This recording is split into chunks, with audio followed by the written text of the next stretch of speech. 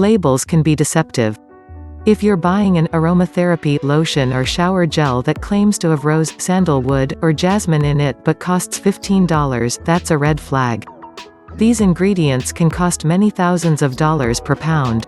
It's far more likely that cheaper products contain just a drop or two of the natural oils advertised, for the sake of being able to list them on the label. Max and Sons Parfum is here to help you feel and smell your absolute best. If you are new in this channel, don't forget to like, leave a comment, subscribe, and smash that bell button to keep you updated. Let's get started. Hello, perfume lovers. Today we have very special content, hope you like it. 11 Secrets of Perfumers. Perfumers are a rare breed. These half-artist, half-scientist hybrids memorize the smells of hundreds of ingredients and spend decades honing their craft, which might explain why there are reportedly more astronauts than perfumers in the world. For many, the job isn't merely about peddling bottles of sweet-smelling stuff to consumers. The goal is to convey an emotion, create a beautiful moment, or jog a childhood memory. To find out what it takes to create top-notch fragrances. 1. Perfumers can identify hundreds of ingredients by smell alone. Master perfumers are sometimes called nez, the French word for nose, for good reason. They commit hundreds of scents to memory and can distinguish between ingredients that would smell identical to the untrained nose.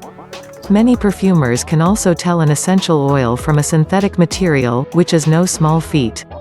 You're talking maybe 200 essential oils and about 1,500 synthetic materials. The trick is to associate each smell with a distinct memory.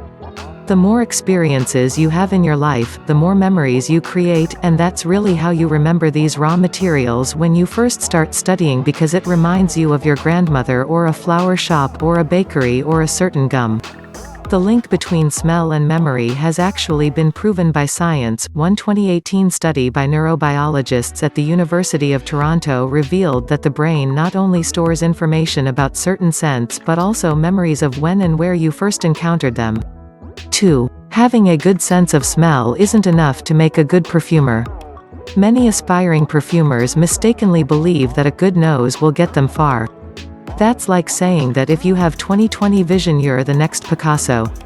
A keen nose is very useful, but at the end of the day, I have met perfumers who were extremely talented who didn't smell anything more sharply than anybody else. They just had the capacity to think in a different way about what they were doing with scent and combining it in unique and interesting ways. More important than a good sense of smell is creativity, a natural talent for recognizing scents that work well together, and the dedication to building a very particular base of knowledge and skill. 3. France's Givaudan Perfumery School is the goal for many would-be perfumers. Givaudan Perfumery School in France. Founded in 1946, it only accepts 1 or 2 promising students each year out of thousands of applicants, and sometimes none at all, if that year's crop of candidates don't live up to the school's high standards. Former director Jean Guichard has said he hand-selected students based on their personality, talent, and motivations. The perfumer should be a mixture between a scientist and a poet, Guichard told. When I meet people, I know if they have a talent or not. I don't want to have people who say, I'm going to be a perfumer because they make a lot of money. That doesn't interest me at all. The now 4-year Givaudan program is rigorous. First, students have to memorize about 1,500 raw materials. Next, they learn how to build accords, which are the fragrance notes like rose or jasmine that form the heart of a perfume. They move on to perfume schemas, the skeleton of a fine fragrance, which contains 10 to 12 materials, and also learn about the culture and history of perfume. It takes a long time to learn all of that, and that's what you're doing all day from 9 a.m. till 4 p.m. It's intense. If and when they graduate, they'll have a job waiting for them at the Givaudan Fragrance Company, which is where they'll learn how to make perfumes under the guidance of a seasoned professional. 4. Perfume school isn't the only way to break into the industry. 99.9% of aspiring perfumers would benefit from attending a perfume school. However, I personally did things a little differently and learned the fundamentals of perfume making. It's even less common for a perfumer to be self-taught, but it's not impossible.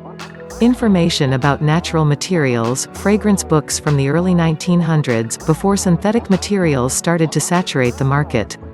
Now, using hundreds of natural ingredients, no synthetics, to create unique fragrances. All of the perfumers agreed that this career is a continuous learning process. 5. Not all perfumers work with fine fragrances. The fragrance is used in many different ways, some of which we encounter on a daily basis without realizing it.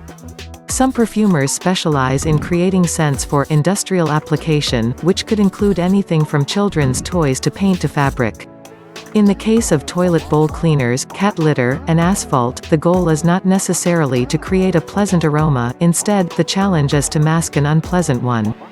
However, many of the perfumers working on the industrial side have scientific backgrounds and tend to work for a chemical company rather than a perfume label. 6. Some of the materials perfumers work with are hazardous. Some undiluted ingredients, such as cinnamon, can cause severe chemical burns if they get on one's skin.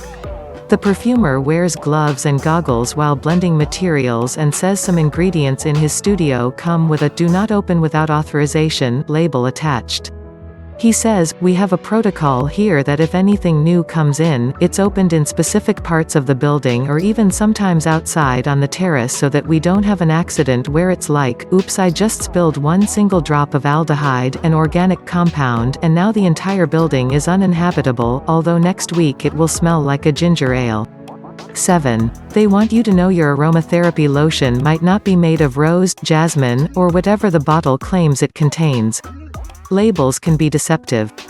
If you're buying an aromatherapy lotion or shower gel that claims to have rose, sandalwood, or jasmine in it but costs $15, that's a red flag. These ingredients can cost many thousands of dollars per pound. It's far more likely that cheaper products contain just a drop or two of the natural oils advertised, for the sake of being able to list them on the label, plus a host of synthetic ingredients that mimic the smell. 8. They're not always working on fragrances they like. Marketing is a huge part of the cost of the perfume, especially on the higher end. The perfume industry spent around $800 million on marketing in 2016, according to Bloomberg. 90% of the time, the cost of the juice in that bottle is fractional. Marketing demands are also one reason why perfumers don't always get to follow their nose and their creativity. Most perfumers who work at large houses are not so happy with their job all the time. For every fine fragrance they get to work on, they're compelled to work on a ton of crap fragrances as well. Much of it is entirely dependent on the whim of the marketing company. Companies are also more risk-averse. Perfumes themselves now aren't always built to last. It used to be that a classic was considered to last for 20 years, so your Chanel 5 and things of that nature. It's very rare to have a perfume that stays around for even 10 years. 9. The smell of puppies is impossible to replicate, but perfumers are trying. Fragrances imitating some scents are harder to capture than others. That's because the aroma chemicals needed to replicate certain smells haven't been created yet. This can be said of gasoline, champagne and certain wines, and some animal smells. Particularly with puppies and kittens, the molecules needed to accurately reproduce those smells don't exist in the perfumer's palette. For instance, his roast beef fragrance doesn't contain roast beef or anything like it, but it does contain notes of parsley and black pepper. That scent in particular, and a few others like it, aren't meant to be worn on the body. Some of the fragrances are more like modern-day smelling salts, where the goal is to revive you, in a sense, by relieving stress. All you have to do is open the bottle, breathe in, and your system will automatically reset to calm, he says. 10. Perfumers sometimes work with whale poop. Perfume makers work with some unusual ingredients, and ambergris is certainly at the top of the list. This rock-like material comes from the excrement of sperm whales and occasionally washes up onshore. Curious scents. To convert the solid mass of crushed-up squid and cuttlefish bits into an aromatic oil, must mash it up with a mortar and pestle, then add alcohol, heat it, and let it age. So what does it smell like in liquid form? Heaven. It's just ambery and shimmery. It's a miracle of transformation. Besides, Herman Melville mentioned it in Moby Dick, and it used to be a 17th century ice cream flavor, so you know it has to be good. 11. They keep wool near pay to combat nose fatigue. Wool is the olfactory equivalent of eating sorbet in between courses. If you're smelling the same scent for a prolonged period of time or sniffing too many perfumes in a row, your odor receptors will habituate and stop sending those signals to your brain. This is officially called olfactory fatigue, and it explains why you might stop noticing a smell after a couple of minutes. If you smell a lot of scented materials, a lot of times your nose will just kind of conk out. Keep some wool nearby to help reset the sense of smell, and 3 big whiffs do the trick. So why does this work? A theory: the lanolin in wool absorbs and neutralizes odors, giving the brain a rest from sensory overload.